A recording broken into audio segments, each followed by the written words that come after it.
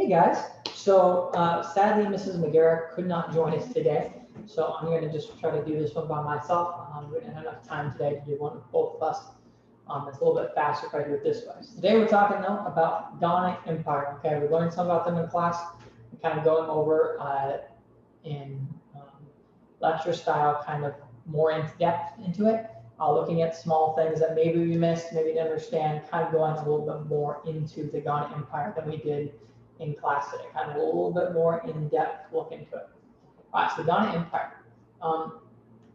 Let us start with the gold and salt. All right, the gold and salt were key to the Ghana Empire. Oops, I did not mean to do that. They were key to the Ghana Empire. The northern part, which you can see on that map there, had all the salt. Okay, the northern part is actually probably was not. That's kind of Sahara Desert were more like up here, and then below to the west coast was the gold mines. Okay, and Ghana was in this little happy spot right. Let's say right there with the X. That where these traders would go through them to get to them. So every trader, if you were coming to bring salt to get gold or gold to go get salt, you went through Ghana. And when you went through Ghana, Ghana would tax you. And they eventually began to take over gold mines too and make some money that way. But they would tax you and then make sure you're paying money for this trade. And this trade lets them get very rich. The salt was mined in North Africa in slave mines. And the West African gold mines are actually secret. They would make sure that no one knew where these gold mines were in a lot of these areas because they were afraid that if people knew about it, they would take it over. So they kept these gold mines secret. Wouldn't tell anyone. And the salt also was transported, and salt was transported from the north. There was no salt in West Africa though, so because they needed salt to keep their food preserved, they would give away this gold for it. So things kind of crazy, right? They could give salt and get gold for it, but people would do that because they needed that salt, and that salt was extremely valuable to them since they didn't have any in this part of Africa. So strategically located, this strategic location, let me clear that, is key for Ghana. Okay, it's like that. It looks like a guitar pick. That's what I always think. The shape of it's kind of guitar pick like, and it's right in between where these gold and salt traders are. And it helps them, the kingdoms of Wagana and Tagarzad. I cannot pronounce them, I'm not going to lie. But it is right in between that. So both these kingdoms with their gold and salt are trading through them. It taxed traders, as I said, and traders were taxed coming and going. So you could be taxed if you went through there with your gold. Then once you bought the salt and were coming back, you'd be taxed also coming through with your salt now.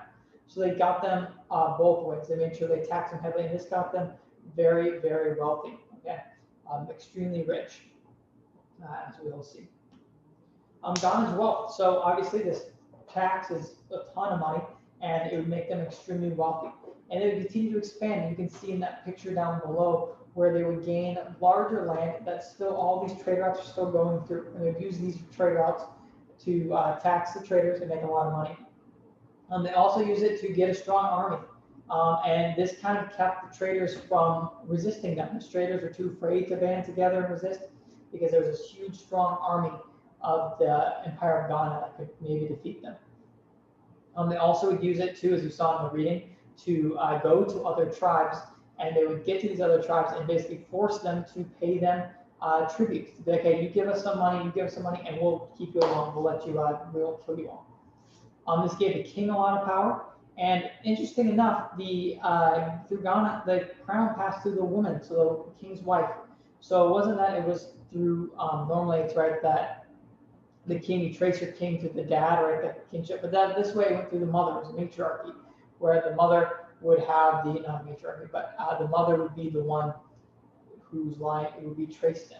And so even though the king was still king, it was still traced to the mother and woman who was the most important. So it wouldn't be so much caring much about who your father was, but who was your mother, because your mother would be the one who you'd give your royal title for. Anyway, so that's another important thing. So the end of the Ghana, because these Muslims were beginning to attack the empire. First, Muslims and the Ghana got away pretty well, but then there kind of came like this radical branch of Islam, of Arabic traders, and they would come and they would attack the empire of Ghana and eventually destroy it. Also, the Sahara Desert is expanding, as we learned about last year in geography, and this would really hurt the empire of Ghana, which was right on that bottom, right in the southern part of the empire of Ghana. And as the desert expanded, they'd lose a bunch of their natural resources, people would leave, and the empire kind of falls. And it would be eventually replaced with the Mali Empire. We're talking about Mali Empire tomorrow. Today we're just talking about the Empire of Ghana, but it would eventually be replaced pretty quick with the Mali Empire. And you can see the Mali Empire picture like that, kind of, a little guitar pick that looks kind of like a horse or something. That's the head, and that's the body. Anyways, that was it for today. Hope you guys have a great day, and bye.